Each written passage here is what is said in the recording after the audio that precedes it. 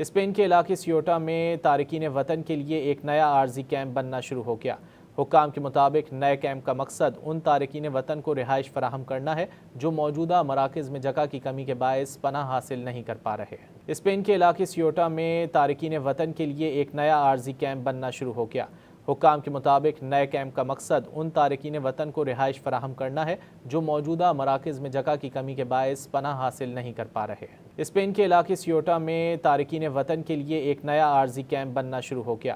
حکام کے مطابق نئے کیمپ کا مقصد ان تارکین وطن کو رہائش فراہم کرنا ہے جو موجودہ مراکز میں جگہ کی کمی کے باعث پناہ حاصل نہیں کر پا رہے۔